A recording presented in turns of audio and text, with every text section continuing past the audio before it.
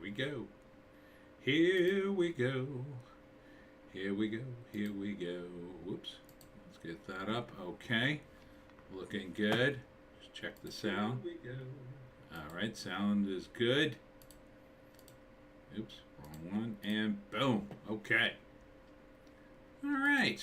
We are live. Hollywoke Hot Take Live. 8 p.m. Sorry. Was at the show all day. Oh, it was a good show. Good show. That was Nerd Fest in Swedesboro at the Swedesboro Holiday Inn. So thanks. Shout out to Dan and Mary who run the show and always have me. Always sell at that show. I mean, it's a good show. It's a good show. It's growing. There were more people there this time. More exhibitors, more creators. It's always nice to see. And the hotel, I think, is the right venue for it. I like hotels better than most venues for comic shows because I think you get a little more flexibility with a hotel. You can get water a lot easier and things like that. I'm not sure in terms of the expense what it's like. My impression is it's a little cheaper than, say, or a lot cheaper than, say, a convention center than some other things, and you certainly get more perks, but it's probably not cheaper than, say, a VFW hall or something like that, but I do like it. I do like the atmosphere in a hotel. They had breakfast out, but you had to pay for that. But there's McDonald's right nearby, so that was very convenient for me. Got me some McDonald's. I don't eat a lot of McDonald's, but their breakfast, gotta say, pretty decent. JEC, hi. What's up, JEC? Good to see you. So yeah, and I did the Willingboro Library on Saturday, and did the Bogart's Cafe on Friday. So it was a weekend full of signings for me. Next week I have a signing just about firmed up. It's a very special place in the Pines that I'll be doing the signing at. So I'll be announcing that hopefully by, I'm going to say tomorrow.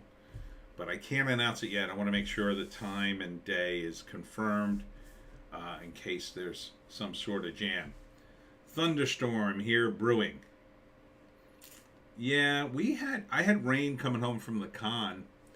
And in South Jersey in the summer, we get these spotty thunderstorms. So I was in a place called Swedesboro and came out of Swedesboro, and it just came down. Just torrents and torrents of rain. The highway got jammed up. I had to pull off and go an alternative route to get home quicker. And then by the time I got home, it started to let up. And then when I got to my town, it was bone dry. My town was bone dry. It didn't even rain here. But Swedesboro is 20 minutes away. I guess I got pretty close to here before the rain was completely done. So maybe I was 5 minutes away and there was no rain. Nothing. Still a drought. Still my grass is dead, which I'm pretty happy about. Supposed to get 55 milliliters of rain, or should be a big one. 55 milliliters? That's like 17 feet. I don't know. I'm an American. We don't talk in milliliters. Get out of here with your Canadian measurements. No, 55 millimeters. What is that? That is centimeter and what's that, like a couple of inches maybe? Geez. Well, I guess you need it. Do you need it? I mean, we needed rain. It got so bad here. Apparently, my brother was telling me the farmers near him delayed their corn. Millimeters, right. So millimeters, that's very tiny. 55 milliliters, that's half a centimeter. I don't even think that's an inch, is it? Hey, what the hell do you want? Oh, okay. Guess you want to be the star of the show. All right, there you go. Speaking of show, I guess we ought to get started, Little Joan, so we can end on time for a change, and I can do all the things I need to do. My God, I need to do so many things now because of the show, all the people I met. I got people to call. I got 2 other signings. It's crazy, crazy, crazy in a good way. Crazy in a good way, I'm happy to say. But let's see, crazy in a bad way. JEC, yeah, we're in a drought here too. Yeah, that's this summer, man. Europe is like, I saw a video last night. I don't know if you saw it. The old hulks from World War II. That's 2.5 inches, 55 milliliters, or milliliters. 55 millimeters is 2.5 inches. Okay. All right, that's bigger than I thought, but fine. All right. Oh, wait, no, it's every 10 is a centimeter. So it's actually 5.5 centimeters. 5.5 centimeters, 2.1 inches. So it's almost half in inches. But so they have these hulks of all these old ships from World War II that got sunk, and they've been sitting at the bottom of rivers and lakes and tributaries and harbors and whatever. China has a drought and heat wave going on 3 months? Really? Like last month they were having floods though. They had floods in the street. Huh. Weird. It's almost like someone's controlling the weather and trying to kill us. That's Alex Jones's thought. I think they do have some amount of control over the weather. I think they could probably influence the weather, but I don't know. To make a drought to kill people, just in general, seems awfully ham-fisted. I don't think that's the case. I think we're just hitting a drought, and it's not even. I mean, it's really not even that bad here. I mean, they call it a drought, but I don't know. I think it was worse last year. China is a big place. They can have droughts and floods at the same time. Well, I guess that's true. Yeah, it is pretty big. And I'm sure they could have glaciers on the top of the country and tropical beaches on the bottom. People say they use CERN to affect the weather. Yeah, I think they do. We'll see this winter, because I think if they're going to try to finish us off, it'll be this winter. They're certainly trying to finish off Europe. My God. But anyhow, I don't want to get into all that Alex Jonesian stuff. Joan, you start barking, I'm going to strangle you. So go take a nap. Let's talk about something kind of happier. Hollywood. So the big news is Dragon Ball is on the top of the box office with a pretty good showing at 20 million. That's not bad. I mean, for a cartoon, I think that's pretty good. I mean, it's not as good as Gru for an opening, or what's his face? What was the other one? Oh, Super League, DC Super Pets.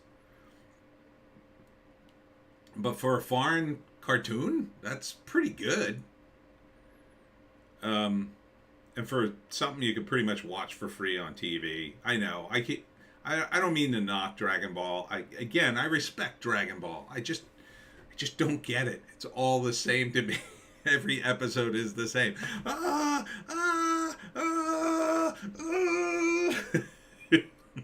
It's like the whole show. I mean, it's cool. I kind of like it. But I wouldn't pay to go see Dragon Ball. I just wouldn't. I would just go, well, I'll just go watch 2 episodes. And then Beast, I thought would do better with Idris Elba. I mean, 11 million, I guess, is okay. I wonder what the budget was for that. But what really did terrible, I think, is Bullet Train. Dragon Ball has been huge for like 3 generations. It has. I mean, it goes to show you, if you got a good formula, stick with it. You see, Star Wars? You see? 13-year-old boys like muscles and fighting and powers. Yeah. And it's not like you're going to get that at the MCU anymore. But this Bullet Train, I mean, I looked up the budget. They said it's 90 million. It only did 149 million? I don't think that's enough to break even. Justin Fee, I can't say your last name. Yeah, I stopped liking Dragon Ball Z in high school. Yeah, sounds about right. I mean, I don't think it's bad. I just think it's like, the same. But man, this Bullet Train, I thought this would do better too. Idris Elba isn't a big draw as everyone seems to think he is. I don't know, the movie looked good. The movie looked decent. Jeez, it's only done 21 million internationally. Maybe it'll pick up, maybe it's one of those movies that'll pick up. Justin, the show is too repetitive. There's much better shonen anime nowadays. Yeah, and I think the story's over. I mean, I think they sort of, from what I could decipher, it feels like they kind of already did all the stories you could do with Dragon Ball, but it's such a weird show, too. But, this Bullet Train, though, I mean, that just seems weak. 149 million for a $90 million movie seems really weak. With all the people in that, I mean, there wasn't a lot of big stars. It was definitely a Brad Pitt, driven thing. But that's not a good thing on his resume. JEC says, I watched Dragon Ball Z every day after our school for years. Took months to get through a single fight. Padding it all out. Yeah. I told you, I warned you, now you're getting shut out. Don't pee anywhere. Ugh. Big mouth. I didn't really watch it. I guess I was too old for it when it came on TV. I think I was out of school by then. Probably. My show to watch when I came home from school was Star Blazers. That was a good show. That was a really good show. I watched it, the whole countdown clock. Oh, that was great. That was just a classic. Sardine Man, what's woke about this? What's woke about what? I don't know what you're talking about, dude.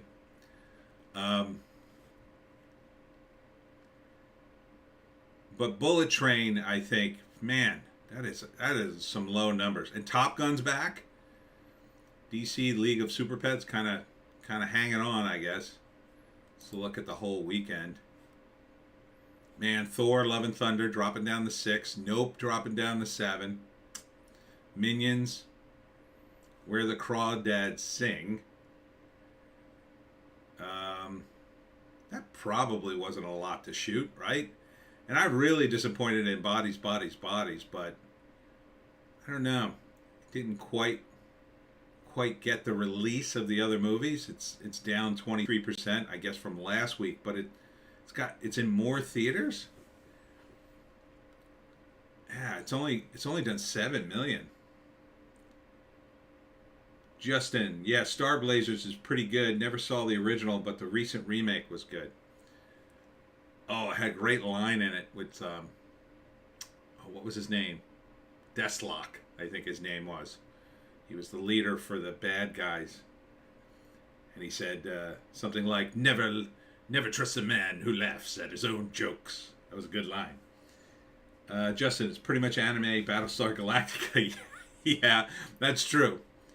That's true. Elvis still on the list.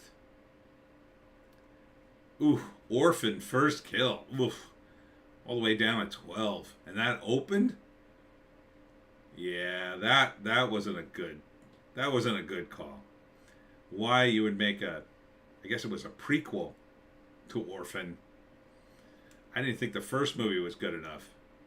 Did they make more than one? I think they only made one. Fall. Yeah. I mean, that's not my kind of movie. Easter Sunday.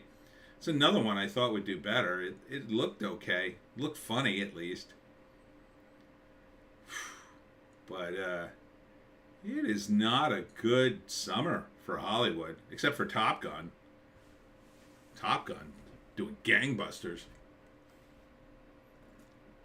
But getting back to Variety and the trades, The Rings of Power to screen first 2 episodes in theaters ahead of series premiere. So I'm seeing the strategy here. So I think the strategy here is they're going to do these screenings where they're going to screen the audience so only certain people get to go see it. People they know will like it or say they like it. So they're going to have all these screenings across the country and then try to amp it up that way. So this is like, early pre-screenings for their special fans. So they know it's all going to be mostly positive buzz. I can't blame them. The buzz on this show is absolutely toxic. It's not toxic. That's a wrong word because that means something else now. It's radioactive. I mean, The Rings of Power just looks like a total S show. Justin, holy crap, Dragon Ball Superheroes is playing at my theater, and it's like 20 years since I've seen a local theater play an anime film. Yeah, it's doing well. I might actually see it now. I don't blame you. I mean, it's something to see. I don't think I'd spend the money right now because I'm pretty tight for cash these days, but I wouldn't, if my friends wanted to go see it, I'd probably go. My friends wouldn't go see it, though. They're too old. And they're film snobs for the most part. But they wouldn't go see Rings of Power either. Maybe one of them would, because he's a fantasy fanatic. JEC, give everyone at the screening goodie bags and try to bribe them. Exactly. That's what they do. I mean, just going to the screening is a bribe. Back when I was doing the comic book show in the 90s in Philadelphia, we got a taste of that. We got invited to a couple of premieres. And we got, they give you a press pack. Back then it was on tape. Now it's just downloaded.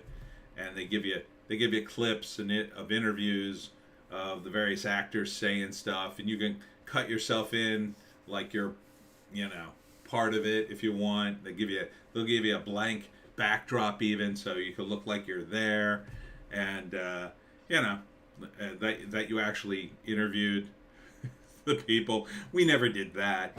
The only time we did something like that is one time I wanted to do an interview with Jim Valentino, and we didn't have the technology. This is early to mid 90s. So we didn't have a satellite or anything, which is what you needed at the time. So we sent him the questions, and then we made a couple of jokes. So we sent him the responses that we wanted to have, because we wanted to pretend like we had a satellite. But it was a joke. Like, we had a picture of a satellite, like an artist rendering of a satellite, and we pretended like the signal went out, and he had some goofy responses. He was a good sport about it. JEC, you to the premiere of Captain America starring J.D. Salinger's son? J.D. Salinger's son. Is that the old Captain America when he was on the motorcycle back in the 70s? I'm not that old, JEC.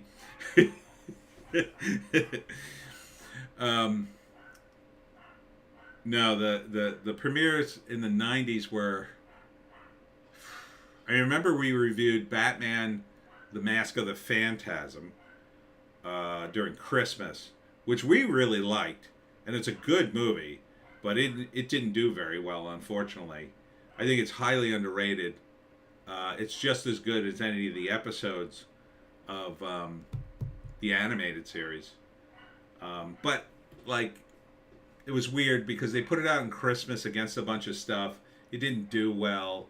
Animated movies weren't really hitting then.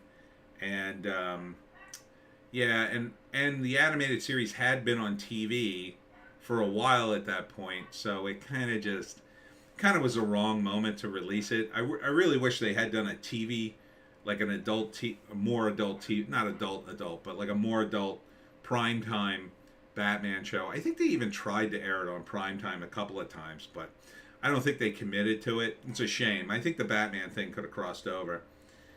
JEC. No, there was a Captain America movie from like 1990. They made the Red Skull Italian. Oh, right. I do remember that. J.D. Salinger's son was in Captain America. I do remember the Italian part. I remember reading about that and going, that's insane. Why are they making him Italian? Mask of the Phantasm was a great movie, says JEC. Yeah, it was really good. Yeah, I remember that. God, nah. 1990 was too early. Our show started in like 93, and so all the movies we reviewed had to have been, the show only went like 93, 94. I think we just squeaked into 95, so it would have had to have been that 2.5 year period. I can't think. The biggest thing we covered on the show that turned out to be huge was we interviewed Richard Garfield, creator of Magic the Gathering, before Magic the Gathering was big, like way before it hit.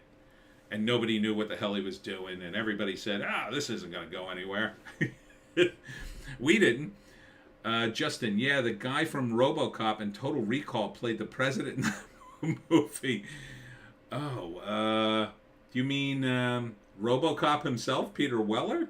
No, wait, was he in Total Recall? Oh, gosh. No, that was the older guy, right? JEC had a VHS copy of the Captain America movie when I was a kid, so I'm very familiar with it. Okay. That's your nostalgia point. That's your nostalgia point. For me, that would be probably the original Star Wars. What else did I have copies of? Probably the Blues Brothers and Animal House, which I shouldn't have had copies of. Justin, I think his name is Ronnie Cox. Yes, now I know who you mean. It's the older guy. He's the CEO in RoboCop. I forget who he is in Total Recall. I think he plays a similar role. He's like, isn't he like the boss of Arnold Schwarzenegger, I think, in Total Recall? JEC, one of the guys who played the CEO in RoboCop was the president. Right. Yeah, I think I know who you mean now. I think he's still alive. I'll tell you, the trades have been covering an awful lot of deaths recently. It's kind of depressing. This was Leon Vitali, Barry Lyndon actor. I barely know who he is, but he died at 74. So many people who just dropped dead. And then this actress, I don't remember, from A Wonderful Life, dies at 97. Ronnie Cox, close enough, yes. What else? What else? At Hollywood Reporter. Oh, look at this. House of the Dragon review. HBO's Game of Thrones prequel delivers dragons aplenty, but overloads on Targaryens and bad wigs. Oof. Oofa. JEC. Yeah, I had Star Wars too. Justin died in 2006, according to Google. Okay. Yeah, he did die. He was but he was up there. It's weird. When you get older, it's like, you see these guys die and you just don't realize how old they are until they drop dead, and then you look at their age and you're like, oh God. Then you look at your own age and go, oh God. JEC, all the boomers are dropping dead all of a sudden for some reason. Can't imagine what it could be. Yeah, I know. It's weird, right? It's almost like there was some thing that happened that, should have been voluntary, but kind of wasn't, but sort of should have been, and everybody got upset if you didn't do something about it. I'm not sure. I don't want to go down that road. YouTube will ban me. Justin, the Anne Heche death was weird. Yeah, pretty sad. I think she committed suicide because her brother died the same way, and she seemed to have had some sort of substance abuse issue. And if you watch the footage, she is flying down the road. And I think they said she crashed once, then backed out of it, and then crashed the second time. And that's when the car caught on fire and she burned. So, and that's what killed her. What a horrible way to go. Oh, that's like the worst way to go. Essentially, she was burned alive and then had to like hang on until, what a way. JC, that sounds vaguely familiar. Yes. But look at this House of the Dragon. Delivers dragons aplenty, but overloads on Targaryens and bad wigs. That's not a good look. Justin, yeah, I had family members treat me like a leper because I wouldn't take it. I have no idea what you're talking about, Justin. Honk, honk, wink, wink. JEC, you see how she jumped up and thrashed around when they were putting her in the ambulance? I did. I did, and I turned it off immediately. I can't watch stuff like that. It's too upsetting to me. I don't like to see people die or suffer on video. I don't know how people can watch it. I like to watch like fail videos where people fall off of things but don't die. I mean, and if they hurt themselves too badly, it's also horrible too. But like, somebody falls into a pool. I laughed my A off watching a guy. I still laugh at thinking about it. So there's this video of a guy. He's a waiter, and it's one of these restaurants. It's out on a dock somewhere, and they have no railings for some reason on the dock. So the waiter tries to get behind this guy while he's eating, and he slips and he falls off the dock. And of course, he grabs the chair of the guy who happens to be sitting closest to him, and he takes him into the water too. I just kept thinking, there goes his tip. His tip is done. JC, it was just for a second, but it was crazy. I know, it was so horrible. I mean, I don't know what she was trying to do. She must have been in just agonizing pain, I assume. Probably didn't know what was happening. There were some rumors going around that she was killed because of what she said on a podcast. I don't believe that. You're telling me Anne Heche is the key to everything and they had to silence her? That doesn't make any sense whatsoever. Her career was mostly done. And if she had a substance abuse problem, which they seem to imply she did, I mean, maybe that's not true. I'm just speculating, but, that would jibe. Justin, yeah, my opinion, people who enjoy watching snuff videos are sociopaths. They really are. I cannot watch them. They're just too upsetting. It's just like, who would want to watch that? There was one video I had heard about. I think I told this story once before, but real quick. A guy had killed himself live on TV in Pennsylvania. I forget his name. Bud Dwyer, that was his name. And they played it live on the news, then played it on the news for hours, and everybody in my high school was like going nuts. Have you seen this? And I was like, no, what are you talking about? Oh, this guy killed himself. And so I rushed home to go see it. And by that time, they woke up and said, yeah, let's take this. I'm telling you, don't look up the video. It's so disturbing. I finally saw it like a few years ago because I thought, YouTube must have it. And then I watched it. I was like, so sorry I did. Justin, LOL, heard people say on Bitchute she was killed because of the film Toxic Skies in 2013 or some stuff. Yeah, a 2013 movie. Yeah, we really got to silence her. Ellen collected enough, this is JEC, Ellen collected enough John Wick coins to offer ex-girlfriend, never got over Anne. Maybe. Justin, oh yeah, that was the event that inspired Filter's Hey Man, Nice Shot song. Oh, I didn't realize that. Or did I? I may have heard that. I love that song. Phew. I thought it was the that Texas mass shooting with the Marine who had the brain tumor from like the early 60s.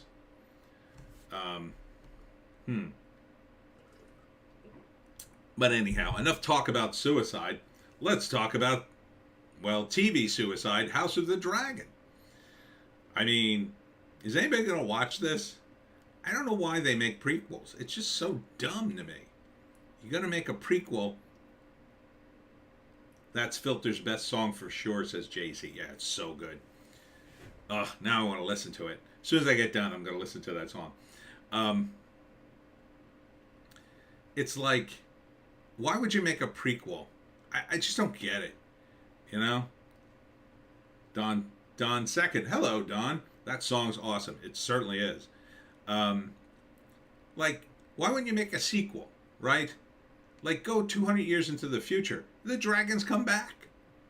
right? The dragons come back, and I don't know, add like muskets and stuff.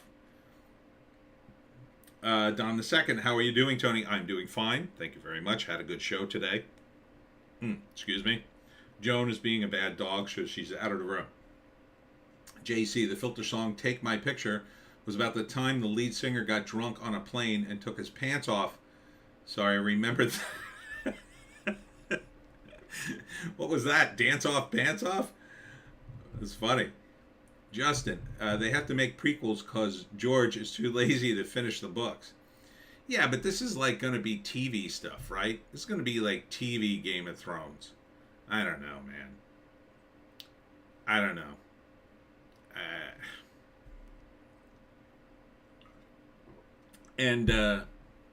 Did he have all these books done? If he had all these books done, why not just make these books first instead of Game of Thrones and give him time to finish the damn books? This had more dragons in it. Justin, I would watch a fantasy series with muskets. Oh yeah, that video game. They had that video game with it. They threw in muskets. JEC, Take My Picture. It was Filter's biggest single. I remember it. It's good. It's a good song, but it's slow. I like the more intense stuff. That's when I mean, it did well for him. I mean, that's 2 songs. They're not a one-hit wonder. I think they had one other song I liked.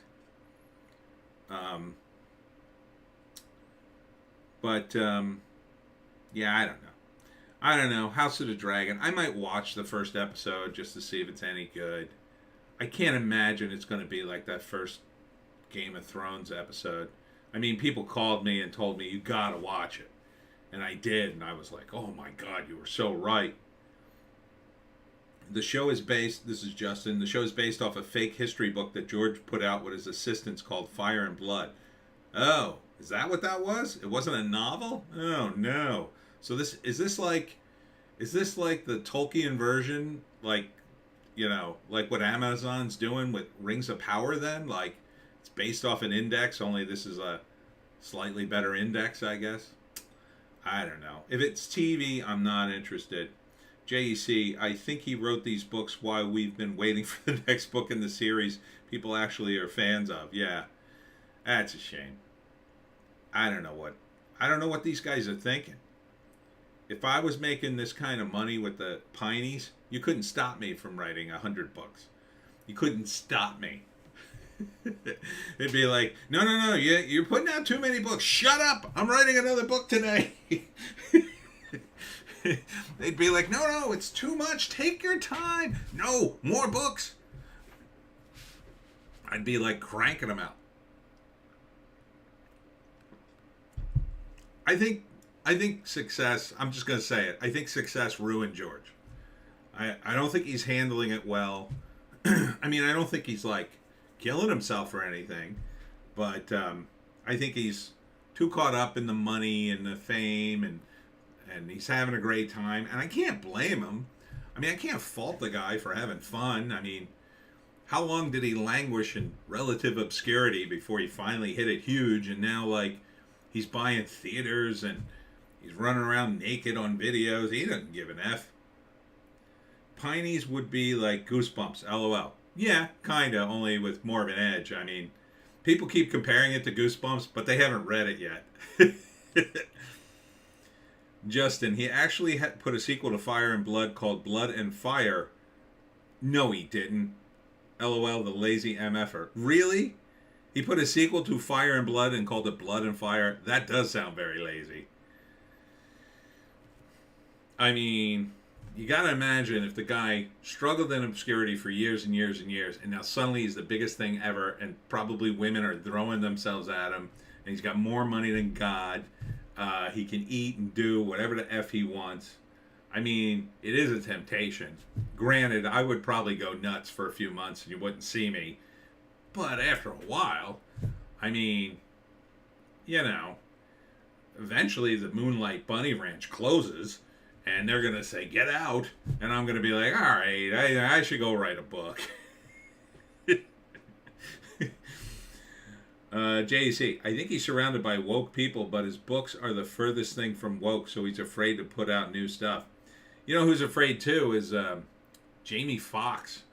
They're talking about this movie he shot and directed, and it's a comedy, and it stars him and Robert Downey Jr. And Robert Downey Jr. plays a Mexican guy in it, which, when you think about it, I mean, Robert Downey Jr. looks Mexican enough. Like, you wouldn't have to do much to him. Maybe just put a little makeup on him, darken him up, and darken. I'm sure he's probably going gray at his age, so darken up his hair, and I think he'd be good to go. I mean, it wouldn't be that far off. It's not like Charlton Heston in Touch of Evil, Mexican. It'd be like pretty close. Justin Ferreira. Oh wait, hasn't come out yet. My bad. Oh, okay. I was gonna say. I mean, blood and fire after fire and blood. That would be crazy. But yeah, so he won't put that out because, I mean, I'm dying to see it. After Tropic Thunder? Are you kidding me? Robert Downey Jr. doing a Mexican thing? It's going to be huge. It's going to be huge. JC, Charlton Heston played a Mexican, and that was one of his best movies. Yeah, really is. As an actor. I mean, Planet of the Apes, too, obviously, but, like, that wasn't... I don't know if the acting of Charlton Heston in that is really what the focus is. It's not really why it's such a good movie, the first Planet of the Apes. But, and then there's, the Moses movie. What is that called? The Greatest Story Ever Told, I think. And a couple others.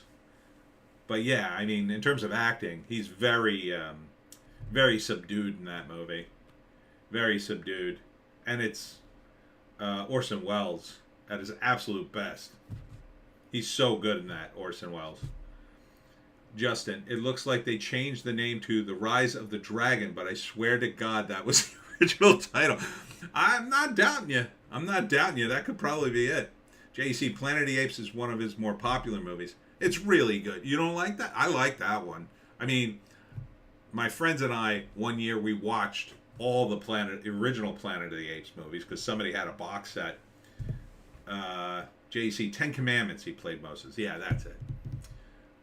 So we watched the box set, and you could watch the quality go right down on Planet of the Apes.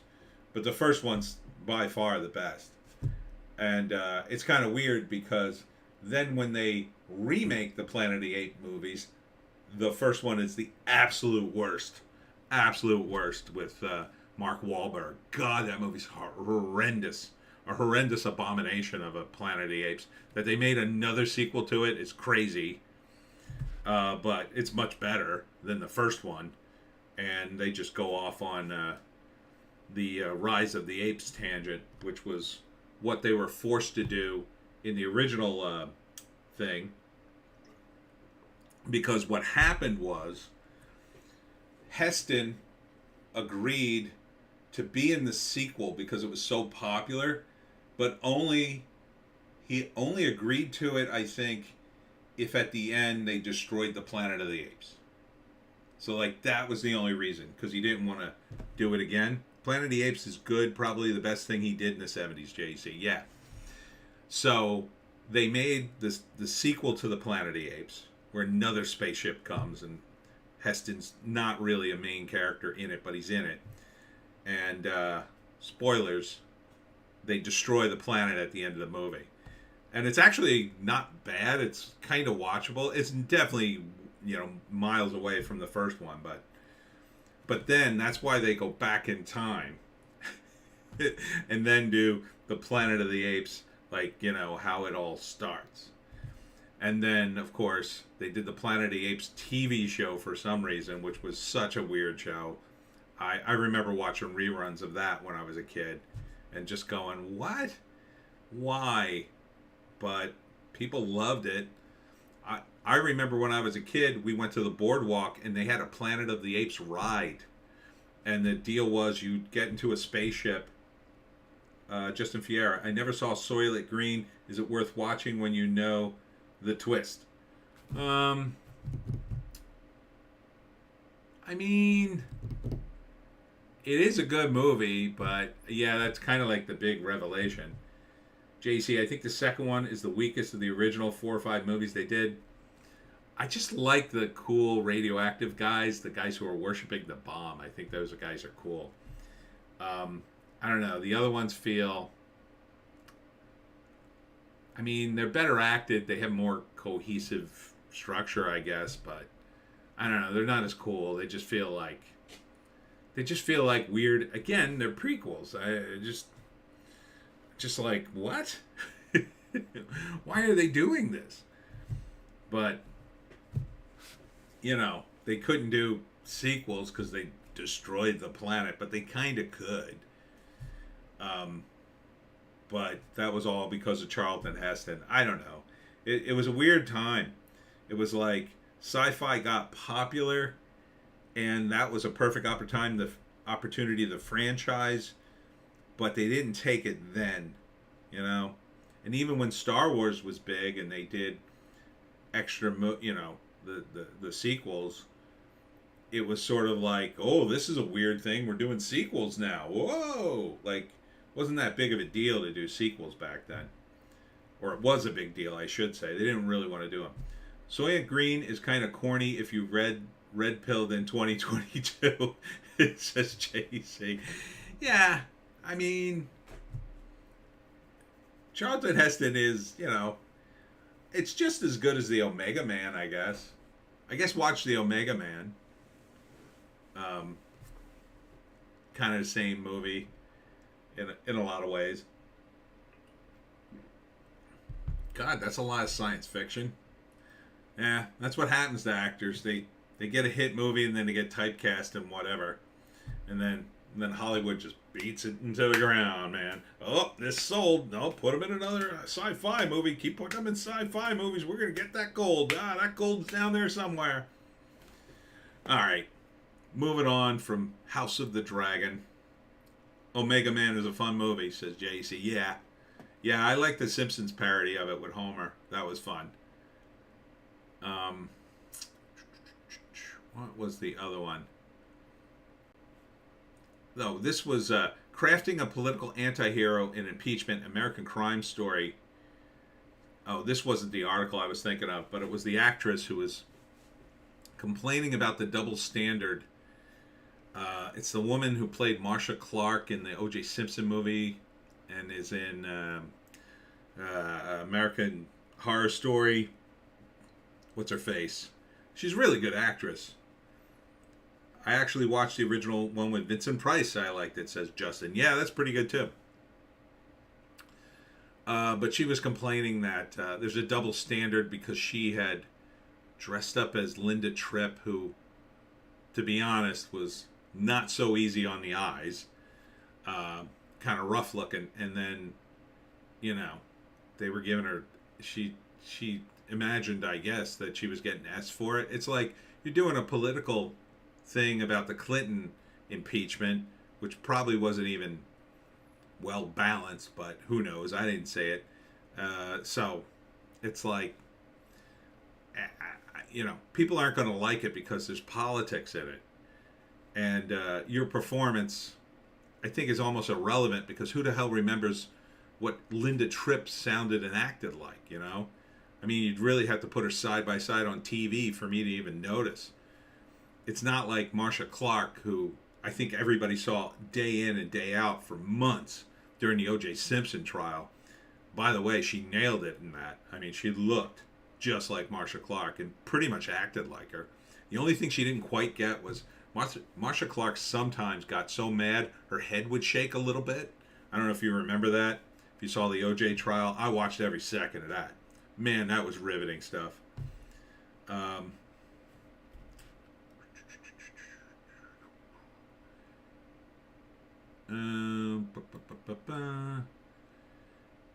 Oh, and this thing dropped this week. This whole thing about Steve Rogers, Captain America's virginity, was just so annoying. Such a non-story. I guess they tried to concoct it to get some press for She-Hulk, and it's like all the press for all the Marvel shows always seem to involve tearing down the old characters. And I just don't get it. You could have made She-Hulk a good show. Like, that was one of the few female characters totally has been in the Marvel U. People tend to like her. And you could have made this a decent show. It could have been fun and funny. Instead, it's one of the worst things I've ever seen. Every clip from She-Hulk just sucks.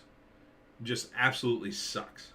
Between the CGI, the feminism, the awful, awful dialogue.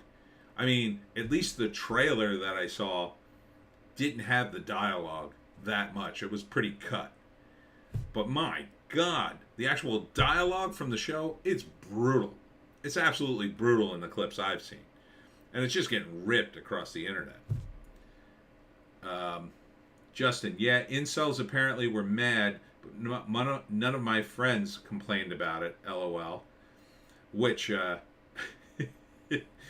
what, for She-Hulk? You mean? I don't know. It's just, it could have been a funny show. I don't know what happened to comedians and comedy writers in Hollywood, but apparently none of them can get work now. And the only person getting work is the woman who directed this show, the woman who wrote Pickle Rick from Rick and Morty, who you thought could write something funny. But man, this show, every clip I've seen has been the opposite of funny. And I now seriously question if she even wrote that episode. If it wasn't like either heavily rewritten after she touched it and she just got credit for it, or was it just improv from Justin Roiland? I don't know, but man. Or was it like micromanaged to death? That could be a possibility too. I mean, the way Disney seems to be operating everything, they may be micromanaging everything to like infinitesimal level and woken it to death. Checking over Deadline. Yeah, here's Dragon Ball Z. Oh, and the other big story this week was Brian Stelter's final moment on CNN. Justin, I heard this She-Hulk show wanted Spider-Man to be in it, but they were rejected by Marvel 3 times, LOL. Yeah, I mean, that was a classic move back in the day in comics. If you had a comic book that wasn't doing well, or you launched a new comic at Marvel, the 3rd issue was always the Spider-Man guest appearance. Because Spider-Man was always popular. Everybody loved Spider-Man. So you throw Spider-Man in issue 3 because everybody buys issue 1. Issue 2, there's a drop-off. And issue 3 would be a spike because of Spider-Man. But because comic book stores have to order comics 3 months ahead of time, if you bought a bunch of number 1s, because you had to buy a lot of number 1s, you know you have to order a lot for the Spider-Man appearance in number 3. You would just go, well, I better order the same amount of number 2 so my customers can get 1, 2, and 3, which they'd probably sign on for anyway. And it worked. So a lot of times, and I ran a comic book store, so I know, it would work. People would go, yeah, I want to buy the new, whatever it is, She-Hulk, let's say, new She-Hulk's coming out. Sign me up for it, and they'd put it on their subscription bins, and they'd have it on there for 6 months before they realize, I'm not really into this anymore. And then maybe they would cancel. But that's not the way TV works, right? I mean, TV, it's got to work. You know, it's got to work from the outset. And it's so weird to me that they felt they had to, you know, one of the criticisms I watched the guy from Better Late Than Never. And I did a video on it. JC, Brian Stelter is like 36 years old. LOL. I know, he looks like 50. He looks older than me. But one of the guys I watched about She-Hulk, it was Better Late Than Never, and he's like, yeah, it felt like they cut down the origin story of She-Hulk to nothing, just to jam it in there. And they shouldn't have done that. They should have. This is Marvel on Disney Plus. There's no reason to cut it to the bare bones. Like, people have Disney Plus anyway. Even if the first show isn't gangbusters, they're probably going to watch the next show because they're already paid for it. Why not watch it? So all you had to do was end it on a cliffhanger. It's only a half hour long. So to do the origin story justice, you probably needed at least 2 episodes. But Nerdrotic today, JEC says, speaking of comics, a lot of people think that it would be better off for the industry if the too big stop making floppies and just put stuff in trades. Is this a good idea or bad? I have many thoughts on that. I'll get back to that. JEC, I'm 36. He looks old enough to be me. Wait. He looks old enough to have me molested me. Oh, molested me when I was a kid. Oh.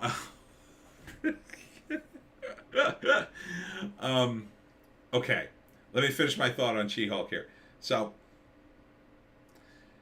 oh man, I lost my train of thought. I'm reading too much, and I'm not finishing my thought. Okay, so Jen could have done the original origin in like 2 episodes, and then you would have gotten the full thing, and people would have tuned in for that because it would have been the origin story. It just ended on a cliffhanger. Bleach Demon, hey, Tony, found you here after the Lotus Eaters. Oh, welcome, Bleach Demon. We're talking about She-Hulk and horrible Hollywood.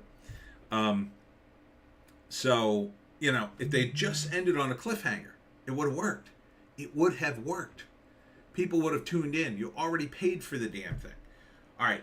So Justin asked me, should the big 2 stop making floppies and go to trades? JEC, if you say certain words in the chat, it doesn't come through. So sometimes you need to get creative. Oh, with the spelling. Ah, now I understand. Yes. Short answer, yes, Justin. They should stop making floppies for the most part. What they need is main comics that make them money. And they have to publish with their heads for money, not their hearts, number one. And right now their publishing really is more about ideology and what went before. They're stuck in a paradigm that doesn't work anymore. Comic books are too expensive, number one. Justin, some websites did to read list for She-Hulk fans and they purposely left out John Byrne's famous run. Oh, that's weird. John Byrne's run, in my mind, is the only good run of She-Hulk, really. I mean, unless you go back to the original. But the problem is, and has been since the 90s, comics are too expensive, number one. The floppies should be $1. That's the price. That's a realistic price for a 20-page comic if you wanted to sell it. The problem with that price point, it's too low to make any sense for the comic book stores to make any money. Bleach Demon, Re-Hulk seems to be written by Winance for Winance with an H. Yes, Bleach Demon, exactly. So to fix the comic book industry, what they have to do is they have to go to trades.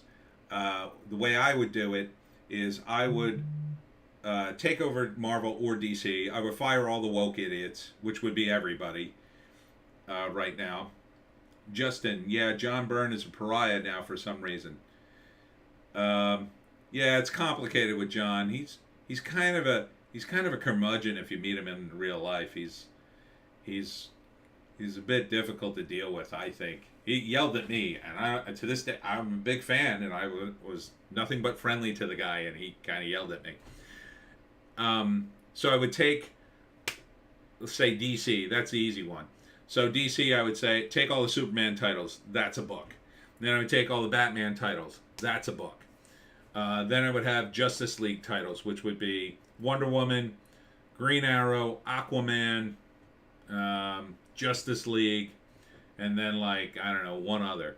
So it'd be like 5 titles a book, 80-ish pages, maybe 90, something like that, 96 with extras in it. I'd also put extras in it too. Backup stories, plans for the Justice League Tower and, pin-ups and stuff like that for the fans. I'd put the letter column back. And I'd have They would come out monthly, so it would be a Batman book, a Superman book, a Justice League book. I'd probably do like a sci-fi book for all the sci-fi type characters and alien characters, and then maybe a fantasy book for the fantasy characters. I don't know if there's enough of them in the DC universe. I would put out a Vertigo book for the Vertigo titles as an anthology. Rotate. I don't think it's worth having all the titles. Maybe rotate them through, and then maybe one or two other anthology type titles to bring back, certain titles. I would have one that would be aimed specifically at women readers. I would have only one though, only one, and then put all the women on it. Ladies, here's your shot. And then I would have most of the other titles would be aimed at all ages audience. And then the Vertigo title wouldn't be. That would be for an older audience. But I'd only have one of them. Just one.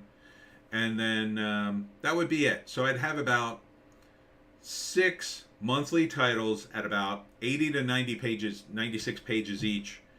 And the cost would be $5, $4.99. And I would stick with that cost, because the idea would be to get the numbers up to 1 million for every book. At least. I got behind here. Justin, I think after Discovery merger, DC Comics is going to have to start selling comics now, or they get sold. Nah, it's too late. They're effed. Their paradigm, they couldn't possibly start making money now. They're screwed. They're gonna the easiest money-making thing for Zaslav to do is to close down the comic division and license the characters out and make it somebody else's headache. Because it's a win-win. The company makes money, you pay them to borrow their characters, then you pay them a percentage of the profit, and you have to approve the comics through them anyway. That's what Disney does. So they can't lose under that. That's what I would do if I were him, but no, if I was appointed editor-in-chief of DC Comics, you just have to fire everybody. Same thing with Marvel. I'd do the same thing at Marvel. You'd have an X-Men title, a Spider-Man title, an Avengers title. What else? Oh, you'd have the same sort of groupings. And with an anthology, you can mix and match. To save money, you could throw in inventory stories. You could reprint stories, reprint key stories. But you had to fire all these woke morons and reset the whole universe and start it all over. You'd have to start it all from scratch, redo all the origins, get rid of all the woke stuff. I mean, it would take 5 years to bring the sales back up. But you would have to make it so sweet to the comic book stores and the public that you would just be selling hundreds of thousands of them. The sales would be off the charts because it would be such a value for your dollar. And that would be the only way. You'd have to undercut everybody. If you're DC, you undercut Marvel. If the value's too good. I'm getting 10 comics for $5. At Marvel, I'm paying through the nose $20 for the same, $30 for the same amount of comics. You just cut them off at the knees, and you win. JC, John Byrne doesn't really want to work for them. He's making X-Men bootleg comic on his website. He's done like 30 issues of material, and Marvel wanted to publish it, and he said no. How can he do that and make money? Justin, is it free, JC? JC, I think so. Justin, I'll check it out. Sounds interesting. Bleach Demon, read through 1970s Batman and looked at a recent one. The difference was stark. A compact story with an endpoint against a long-winded cliffhanger. Yeah, because prior to probably the 80s, cliffhangers were optional. A lot of times they would end the story, especially in the 70s. But then the comics got shorter and shorter and shorter, and cliffhangers tend to get more readership, so they gravitated right to the cliffhangers. And then it became all cliffhangers in the 90s because the comics were so short. It's just JC says to Justin, it's what he would have done after Dark Phoenix. He didn't agree with the direction of the series after that point. Yeah, that's John Byrne in a nutshell. Screw you, I'll do the comic my way. I don't know how he's making money though, but maybe he's just doing it for fun. Or maybe he's just like doing stuff on the sly that, I mean, he's got to be I mean, that's got to be a breach of their copyright if he's making any kind of money, right? Were they afraid to sue him? I don't know. John Byrne is rich, says JC. Worst comes to worst, he can sell original art from the 80s for hundreds of thousands of dollars. Is he rich, though? I don't know. I know a lot of comic guys who made a ton of money. They ain't rich. But it's possible if he was really good with his money. I know one guy in particular, I won't say. Yeah, he put all that money up his nose, but that was him. Granted, he worked on X-Men too. He was making, oh man, he was making ridiculous bank. He was making like $80,000 a book, like as his bonus. $80,000 a month. That's crazy, isn't it? Can you imagine making $80,000 in a month? I wouldn't even know what to do with that. I mean, I guess I'd pay off my house and stuff in a couple of months, but Jesus, that's crazy. But yeah, oh, you guys got me talking about comics, and I just went to a comic show today. Oddly enough, you know what didn't come up almost the entire time at a comic book show I just did? Comic books. No one's talking about them. No one. When I used to do comic book shows, people would come up to my table and they would say stuff like, what is the beverage du jour? Asked Bleach Demon. Iced tea, unsweetened. With a little blueberry tea in it. It's delicious. People would come up to the table and they would say, do you work for Marvel Comics? Or do you, have you ever worked on Spider-Man? Have you ever worked on Superman? They'd ask comic booky questions. And they'd be interested in comics. It's just not that way anymore. A few people had comics in their hands, but a lot of people didn't. They were there to do costumes. They were there to buy toys. They were there to buy other merchandise. A few of them had comics. I mean, there's not no comics fans at a comic book show, but it wasn't the emphasis, and you can tell. And they're definitely not talking about the stories. No way. And they're all buying old stuff. It's all old stuff. Nothing new. No one, and I mean no one, in the last 2 years have I seen with a single new comic in their hand at a comic book show. No one.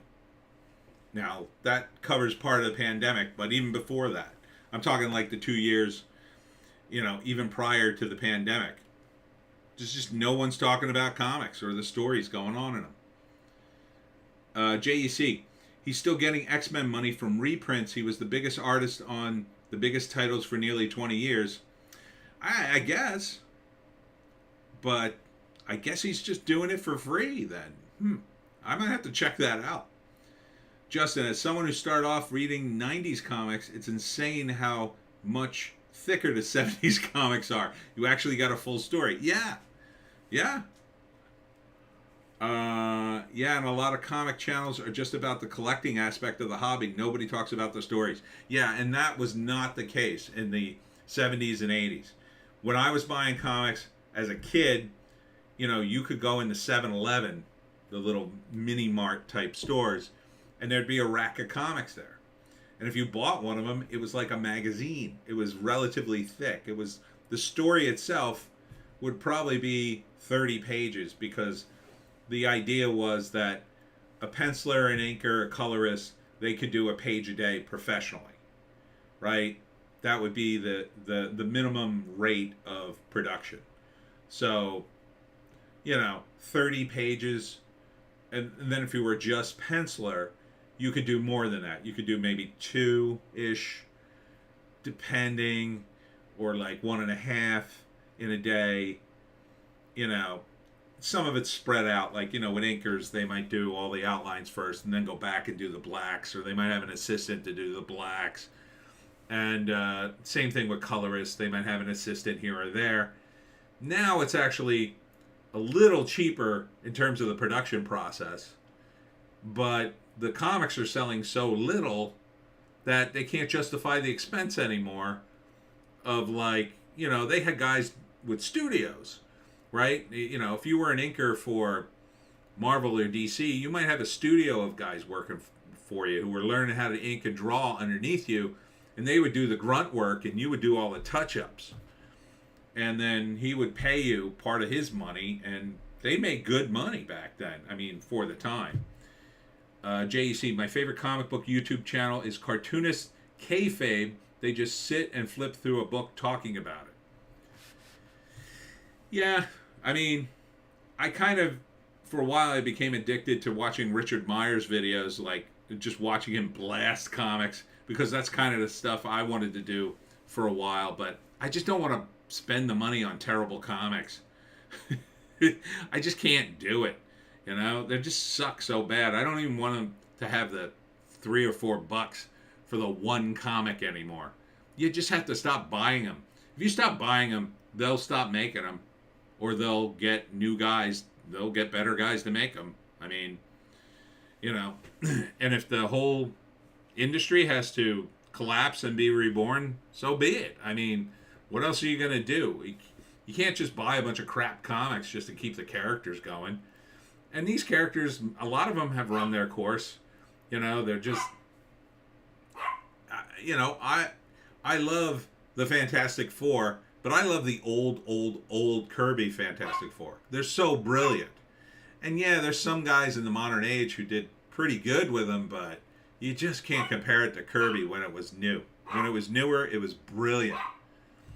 JC, your boy Zach doesn't even do reviews anymore. Yeah, I know. That's kind of why I stopped watching his channel. Every once in a while I tune in, but like half the video is him talking about his projects, which I don't blame him. I do the same thing. But I for a while I was into his reviews. But yeah, it's just like, why keep reviewing this stuff? It's like pointless at this point. Everything sucks. All the comics from the big two, for the most part, it's just not worth buying them anymore.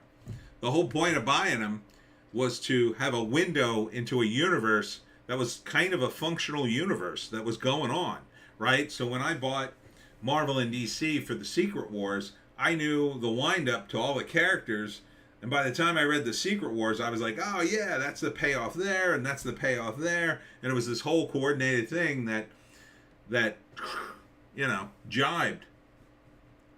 Justin, I heard Mark Waid and Neil Adams' Fantastic Four mini series was pretty good. Yeah.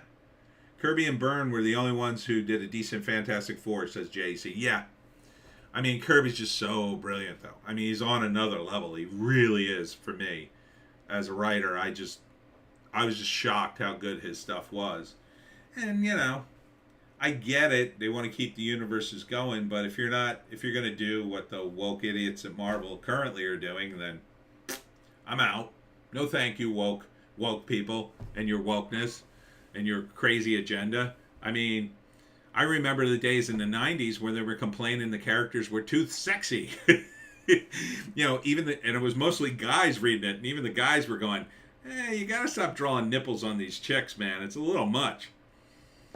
Bleach Demon, it seems modern comics suffer from a lack of creativity rather than skim-coating old characters. The big two don't want to risk trying any new characters. Yeah, exactly. What I heard was the lawyers run the show, and they don't want to do any paperwork for new trademarks, so they're constantly pushing the talent to reinvent the old trademarks because they already own those. And they don't have to, the royalties weren't as good, and some of them are outright owned by the companies, so they don't pay any royalties on them, so they don't want any new characters, or otherwise they're going to have to pay off all these royalties.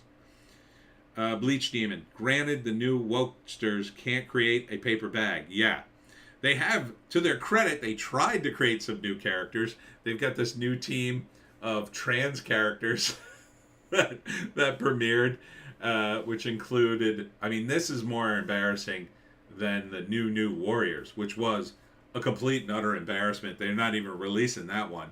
But it was an all-trans team, and one of the characters, her name was Pity Girl. And her power was to tell sad stories and make you depressed. I swear to God, that's her power. I swear to effing God. That is her power. And that is absolute cringe. Justin, Perch did videos about this subject, and the main problem is the bosses paying the creators crap wages and not giving them incentives to write better selling stories. Well, that too, sure. But it's not that hard. part of the problem is, again, the stories are too short. 20 pages eats up a lot. Action eats up a lot in a comic. JC, the guy who wrote the New Warriors, followed me on Instagram. Run, look out. Oh man, that guy, what an absolute hilarity that was, the New Warriors. I'm so glad they decided not to release it, but I mean, you could just hear the meaning of those characters. Yeah, and we'll have a fat superhero lead them, and she has a magical backpack. Like what? What? I literally there's an old role playing game called Villains and Vigilantes where you have a chart, you can roll their powers at random, and you could have come up with better characters just rolling random dice than the New Warriors. I mean, it's just unbelievable how bad these guys are at everything. They're just terrible at everything. They're terrible at creating the characters. They have dumb powers. They're terrible at the scripting part. They hire Tumblr artists for the most part that are terrible artists. I mean, even the art on the trans team comic that I saw was bad. They have, it's just all ideology and nothing else. Bleach Demon. Unholy Hell, looked up Pity Girl. I want to wipe my memory now. I know. It's the saddest thing. It's more embarrassing than the New Warriors. I mean, and that had Safe Space and Snowflake, which was like, and then the thinking behind it was, oh, we want to co-opt those words because, the right have turned the words safe space and snowflake into a bad thing. And they're good things. And we want to prove to the right that we're better people. And all the kids like those words, so we're going to take them and make them into superheroes, and they're going to love them. Justin, hey, Tony, did you hear the news about Valiant Comics going under? What do you think is going to happen to the IPs? Somebody will buy them, thinking they're worth something. Probably another video game company, because they probably make better video games than anything else at this point. I mean, I don't think it's worth it for DC or Marvel to buy them, but, Marvel to me is so woke, they just would look at it and go, ew. Like, they'd have to wokeify all the characters, so, I mean, why do all that work? But maybe they'd buy it and just, that would infuse a bunch of new characters into their universe that they could play around with. But I doubt it. I didn't hear anything. DC, kind of the same thing. Like, right now, they're definitely not going to buy it because Zaslav's got everything on the chopping block. Why would he buy more comics? So probably they're just going to languish. Maybe somebody, like some independent guy, like the guys who created CrossGen, some millionaires will just come out of the woodwork and say, oh, we're going to relaunch Valiant, and it'll be just like it was in the old days. But I don't know why you would bother at this point. JC, they already made Valiant characters. Well, did they? Oh, God. Well, then it's totally worthless to me. What? Why? Why even bother? Like, you want to talk about a shot in the dark? Do you think that the woke idiots on Twitter are going to turn around and go, ooh, now their characters are, I don't know, alphabet people. Now I'm going to buy Valiant Comics. Like, most people haven't heard of Valiant Comics. Even at their peak, most people hadn't heard of Valiant Comics. They just were never that popular. They were popular amongst comic guys in the comic world. JC, Heather Antos was the editor there for a while? Oh, well, there you go. There you go. Just throw them right in the trash. That's right. I forgot about that. Ugh, Heather Antos. How do these people keep failing upwards? That's what I don't get. Like, you just get into this club somehow. Justin, half the Valiant trades I read are from 2010s. Were all terrible. Yeah, the 90s ones were decent. I mean, the early X-O Man of Wars are good. I like those. When the pitch was fresh. But that was an example of a character you couldn't do forever. It's Conan meets Iron Man. It's a great pitch. You could do a couple of stories with it, and then it's over. You know, once he acclimates, it's done. It's over. Once he gets his revenge, it's done. You end it. But Eternal Warrior, I liked. And Archer and Armstrong was okay. Hardcore was okay. Mike Barron got to write it towards the end, but he got on the book too late. You know, the rest of it, I could take it. I never liked Harbingers. I mean, it just seemed like their version of the X-Men. They were trying to, like, push that. So, JC, what is with hiring people out of spite? It's so dumb. I don't think they hire people out of spite. I think these people are connected. You know, like the guy who created the New Warriors, my understanding is he wrote for, I think, the Atlantic, I want to say. And so they hired him from that. And I guess they figured he had the right politics, I guess, and then thought he could write comics. I don't know. I mean, I wouldn't have hired a guy from the Atlantic. I mean, I would hire a novelist, right? Like I always said back in the day, they should get Tom Clancy to write Captain America. It would be freaking awesome. You know, back when Tom Clancy was alive. And I think they had some sort of thing where he did a foreword or something, maybe even wrote an issue. Like something like that. You get a famous author. Like Stephen King's still around. You hire Stephen King to do, I don't know, Ghost Rider for like a 6-issue miniseries. It would be huge. It would be absolutely monster. And he'd probably do it, you know, for just the laughs and just, I mean, Stephen King's pretty woke too, but I think it would be a huge seller. I think he'd do it just for fun. Justin, dude, when I was a kid, my parents bought me a bunch of 90s Image and Valiant comics. I had so many nightmares. LOL. Well, you know, I mean, you definitely don't want to take an anatomy class from some of those. JEC, they gave Zoe Quinn a book out of spite. Only thing that makes sense. New Warrior Guys writes for the Colbert, too. Oh, well, there you go. There you go. Jesus. You want to talk about a guy who's absolutely destroyed himself in my eyes. I mean, I'm sure you've heard all my rants about Stephen Colbert. I made fun of him in Hollywoke, another novel, through another character that's based loosely on him. And it's just, he was so good. But now he uses his comedy powers for evil, is my take on him. And it's so sad to see. It's just sad to see. When he did that vaccine dance or whatever the hell he did, I just thought, God, dude, this is what you've become? This is what you are? This is why you got into comedy? So you could shill for, you know, something I should be talking about now that I think about it? Bleach Demon at JEC. So you're saying he's a talentless hack? Justin, I read Colbert Tech Jansen. It was terrible. Oh, yeah. I mean, I don't know. JC, Stephen King wrote some of Scott Snyder's first Vertigo series, American Vampire, gave him the rub to get him going.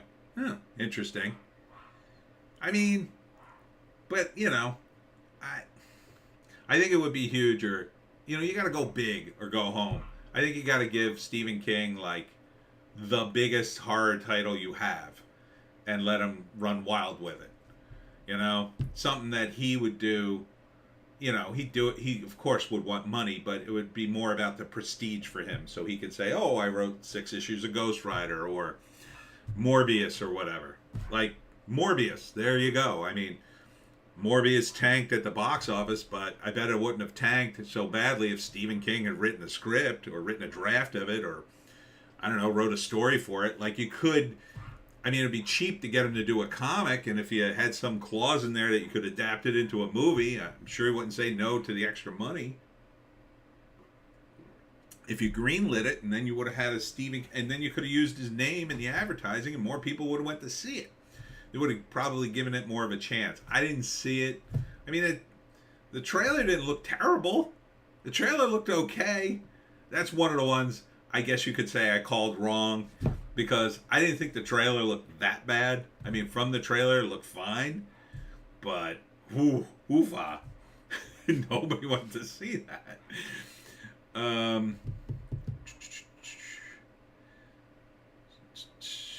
JC at Justin. Tech Jensen was a dumb running gag from the show. The comic was an extension of a one-note joke. Yeah. Bleach Demon. I could see King writing a series of Constantine. Ooh, yeah. That would be good. That's probably, that would probably be the best one for him. Hellblazer. Mm-hmm. Yep. I could see that. Or Swamp Thing. I mean, Swamp Thing's kind of done now that Alan Moore's long gone off of it, but yeah, just get him in there. You really just need him for the name. They tried some stuff with Clive Barker, didn't quite work out. I mean, his people kind of don't remember him anymore, I don't think. But Justin, that Mobius movie should have had some actual vampires in it, and a cameo with Blade. Well, you know, this is the other thing. Like Wesley Snipes, J.C. King on Jonah Hex. Yeah, with zombies or something. The thing about Blade, like, they want to recast him, and they finally did, and it's like, I think Wesley Snipes could have still pulled it off. I really do. He's in shape. I mean, he's a lot skinnier than he was, but black don't crack. I think he could have pulled it off. Justin, that would be cool, JEC. Yeah, it certainly would. Jonah Hex, who did it? Somebody did a great series. It was before Palmiotti did it. Oh gosh, it was one of the guys from Grimjack. I can't.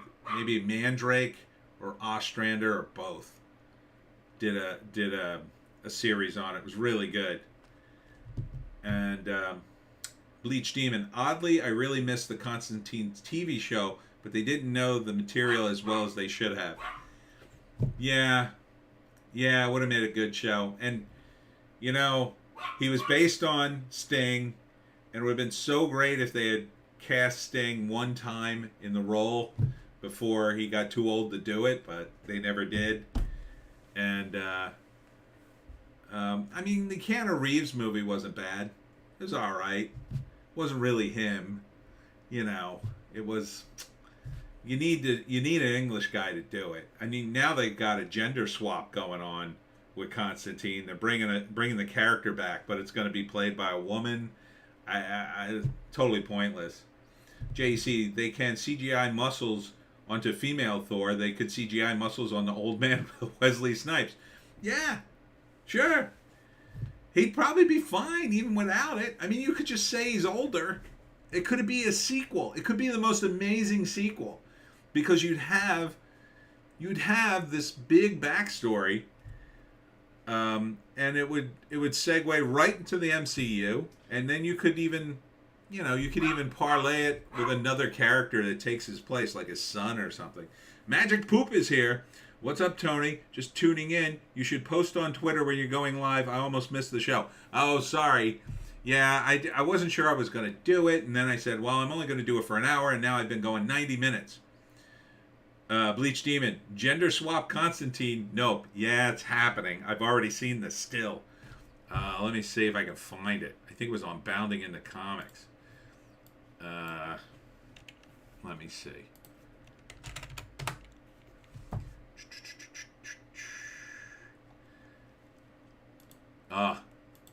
It's bad. Constantine. See if this search works. Yep, here it is. Oh, it's on Sandman. Sandman producer says John Constantine gender swap for Netflix series because Neil Gaiman wanted it to be as inclusive as possible. Do you believe that? See, I don't believe that. I believe that he's going along with the program, but I don't believe this was his idea. But I think it's a dumb move. God, this makes me... I mean, if I had any illusions about maybe watching one episode of Sandman, that just killed it for me. Like, you're going to gender swap Constantine? Go F yourself. Go F yourself, Gaiman. Bleach Demon, F sake. Yeah, I know. It's awful. It's just awful.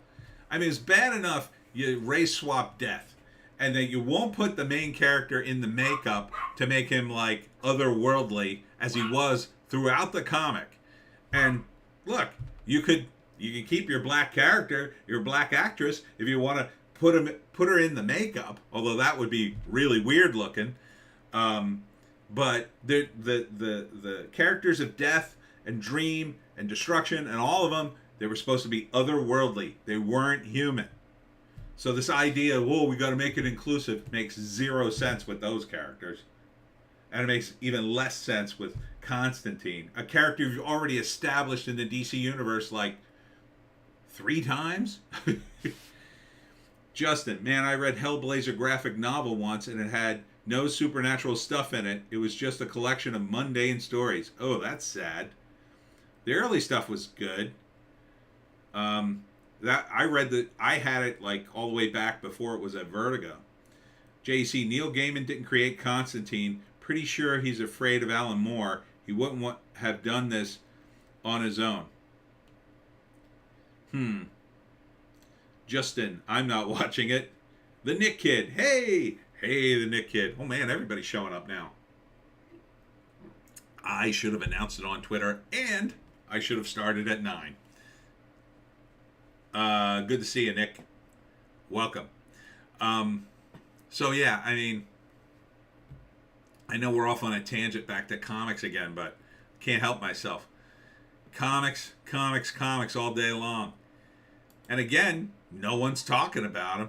No one's talking about them at the comic shows. And it's just, and here's the other thing. Wizards of the Coast race swapped Aragon for Magic the Gathering's upcoming Lord of the Rings Tales of Middle-earth set, if you can imagine that. It's like, why would you even bother? Why would you even bother? It's just a freaking card. Like, you're telling me the Magic the Gathering fans are going through the cards going, let's see, well, that's a white guy, I'm not going to use that card. Oh, that card, he looks like a woman of, this looks like a woman of color, put that one over there. Oh wait, there's a non-binary person. Oh, I'm going to play with that one. I mean, no one does this. No one does this.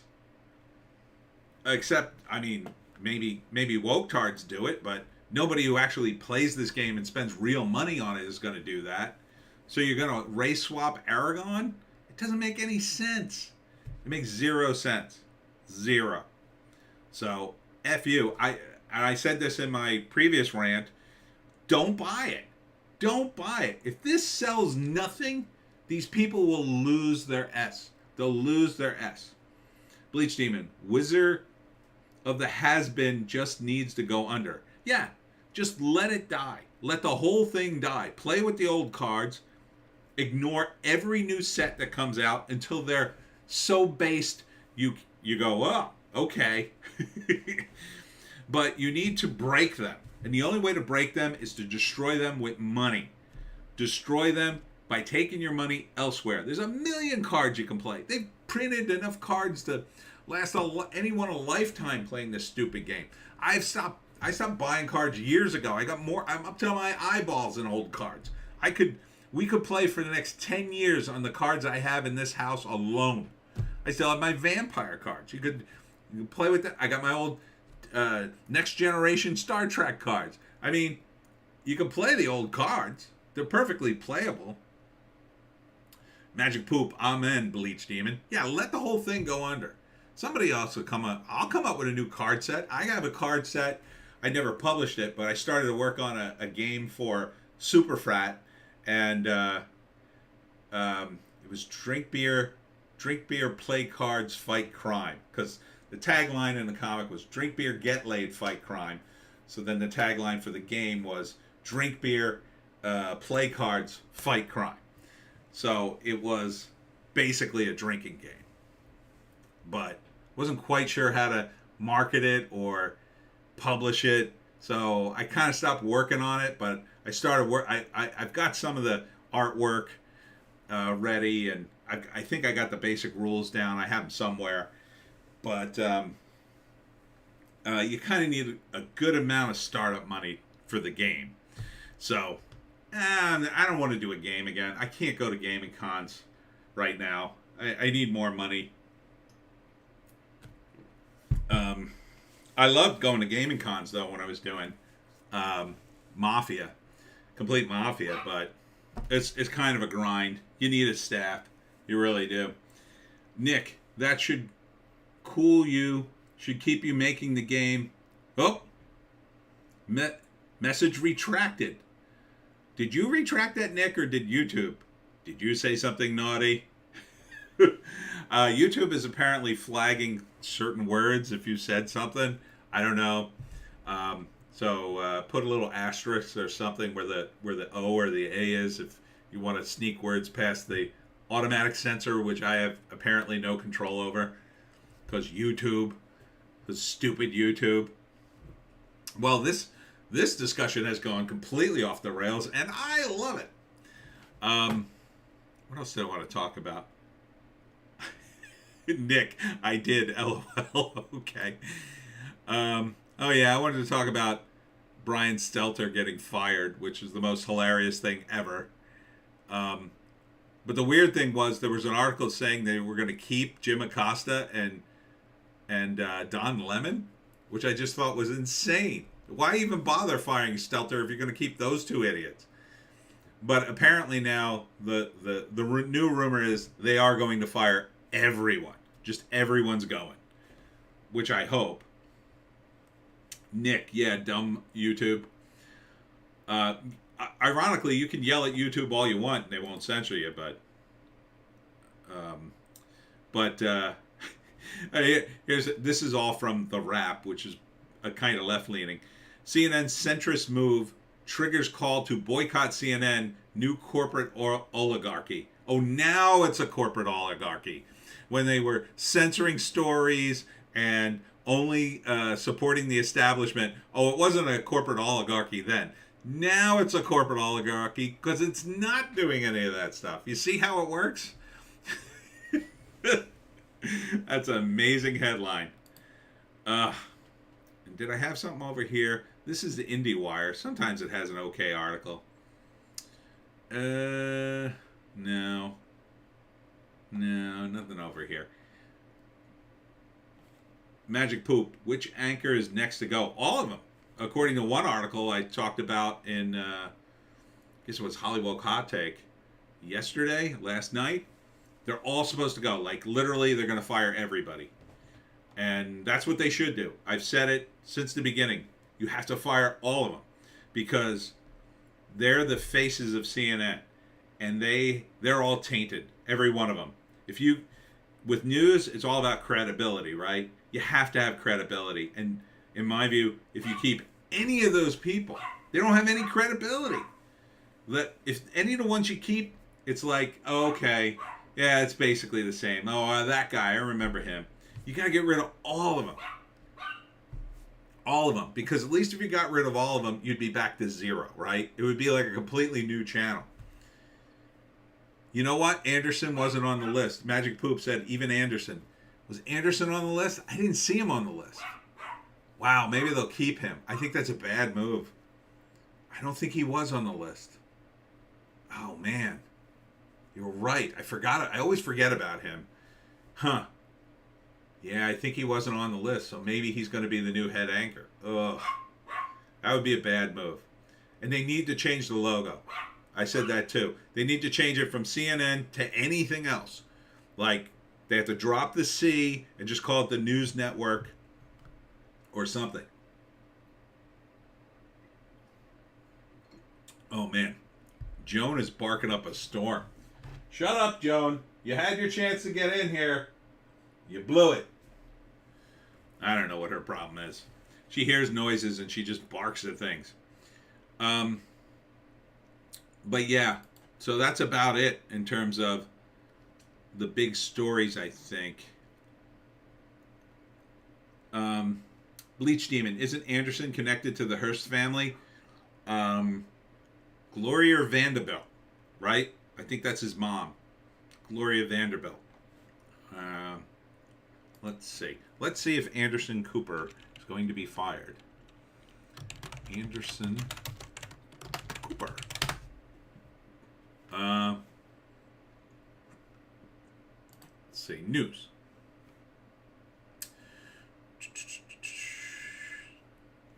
Anderson Cooper opened his show by torching Trump. No. Anderson Cooper dismisses Trump, praising cops. I don't know. Maybe they're going to keep Anderson Cooper. Let's see. Anderson Cooper, I'm going to say fired. See if there's anything. No. Oh, Jeffrey Toobin. They're finally going to get rid of that guy. Nick, get Joan? Nah, I'm not getting Joan. She's being bad. Bleach Demon, is the next legend of the Pines Joan sees ghost? Joan always sees ghost. And just barks and barks and barks sometimes. And then sometimes she'll sit for hours and not make a peep. And I forget. Like, I think sometimes, like, punishment for her is I put her in her little bed and put her on my bed where we go to sleep. And I just put her there and shut the lights out. And she usually goes out like a little bird, right? You know, when you put like a cover on the cage, she goes right out. Totally asleep. Magic poop, LOL. So sometimes I do that. And then sometimes I think she must want to go to bed early and go to sleep. But it's hard to tell. And then sometimes I walk in there after I forget about her because she's so quiet. And I go in there after a couple hours and go, oh, Joan, I forgot about you. You want to get off the bed? And go get a drink or something? And yeah, she doesn't seem to be, attached to it one way or another. But this guy, that they even brought Jeffrey Toobin back, is so ridiculous after what he did. I mean, and who the hell's going to hire this guy? Like the other guys, I think they're going to get work. I mean, Cuomo's already got work somehow. So why not hire Brian Stelter, I guess, for whatever clown show you got going over at MSNBC or whatever. And a couple of these guys. But Toobin? Who's going to hire Toobin? I mean, seriously. I can't even believe he came back. But I guess Anderson Cooper is still in. I'm not seeing anything about Cooper being fired. And he was definitely not on that list. Bleach Demon at JEC. That's the connection I was thinking of. Thanks. So I guess they're going to make Anderson Cooper the lead anchor at CNN. Does he have any credibility left? Judging by these headlines, I'd say no. You know, he's still obsessing about Trump. So, I mean, you're going to tell me he's going to give you balanced news coverage? I wouldn't trust him at this point. He's too tainted by the whole CNN thing. But maybe he'll quit. Maybe he'll get a better offer. They'll probably want to keep him, though, I guess. I mean, I guess he's a name. But Nick L.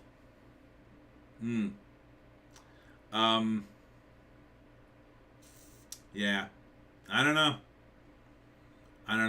But I mean, I don't know who's watching CNN anymore. I don't know who watches TV anymore.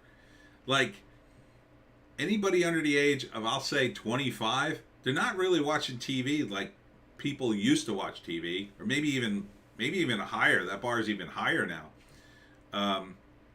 At best, everybody's watching streaming.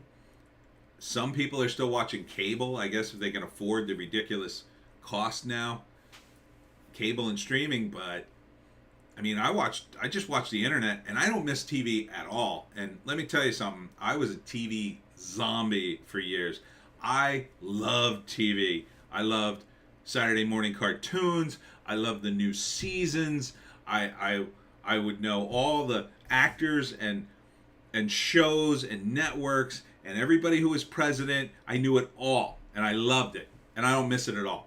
It's just gone. I just don't care. It's not like what it used to be. And the internet is a vast wasteland of time-wasting things I could watch endlessly. JC, sometimes I write stuff and the chat can read, but it doesn't pop up on Tony's screen. Oh, weird. Top chat versus live chat. Do I have it? Oh, I have top chat on. All right. So I have to do live chat. There we go. Now I got it. Ah. Oh, okay. I've been missing some. I had the controls on top chat. I guess I finally had enough people in here to make a difference for the top chat. JEC said, Cuomo isn't working for anyone. He's just doing his own thing on YouTube and Instagram. No, there was some channel hired him. JC, sometimes I write stuff in the chat. Okay, you already said that. At Bleach Team. I think it's because I mentioned naughty things in my comments. Nick, yeah, true. My mom and dad are there in their 30s and they only watch streaming services. Okay. Yeah, let me see. Chris Cuomo did get hired. Cuomo. Yeah, this was it. News Nation. He's on News Nation. This was the end of July. So they interviewed him and everything, and I don't know. I've never heard of News Nation. He's a primetime host at News Nation, whatever that is. I'm going to come to News Nation. There's a bad place to pause. I'm going to come to News Nation. I want to build something special here, Cuomo told Dan Abrams. And Dan Abrams is on it too. He used to be on CNN during an interview on the network. They've got great people who are really hungry to make a difference in ways I think matter. Yeah, good luck, Fredo. I don't even know where to get that. What is... JC, what even is News Nation? I have no idea. I never heard of it until Cuomo got on it. It's some new channel, I guess. I guess it's like OAN and Newsmax. They're relatively new and they're not, I don't think they're on the cable box yet, or maybe they are. They probably get on the satellite dish because everything gets on there.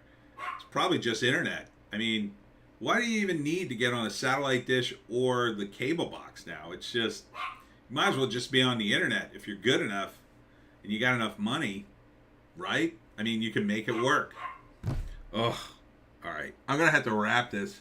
It's already 9:45. And Joan's driving me crazy. I'm going to have to see what the hell she wants. I already went walkies with her. She's already had walkies. So let it be known she has been walked. So I got to stop her before she pees on something out of frustration. That's what dogs do. They pee on things to let you know I'm angry. Bleach Demon. News Nation is some BS fake unbiased news organization. Yeah, exactly. JC, need to get one TV because only boomers watch the networks. Yeah.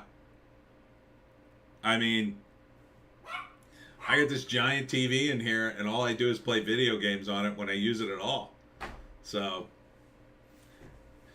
I just watch stuff on my computer screen. I gotta get a big screen though one day. Oh, that's my dream. Get a nice big giant computer screen like Gary at Neurotic.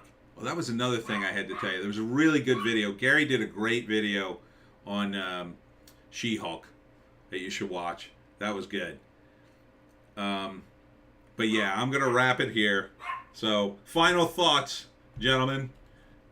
Or are there any ladies in here? I don't think there are. Probably would be yelling at me if they were, because I'm such a misogynist. Jesus, Joan, you're really pushing it. You're really pushing it. I'm rapping. Don't pee on anything. Let's see. Bleach Demon, glad to see you again, Tony. Been missing the Lotus Eaters comments. Cheers. Yeah, me too. Thanks for tuning in. I've got other videos here and on, of course, Odysee, Bitchute, and Rumble. That's where I can talk freely. That's where we can all talk freely on Odysee, Bitchute, and Rumble until they come for us there. So, stop by anytime.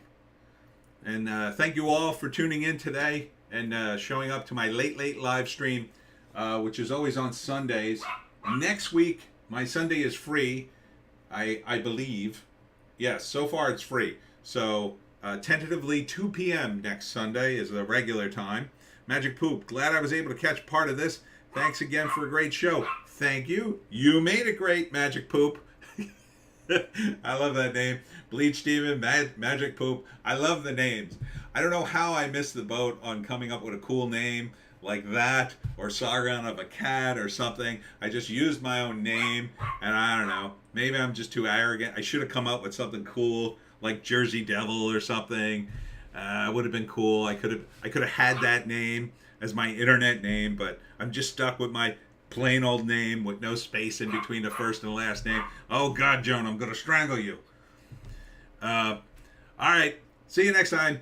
Cool, see you then, says Bleach Demon. I'm gonna end the stream and go strangle a little dog. All right, there we go. We are out.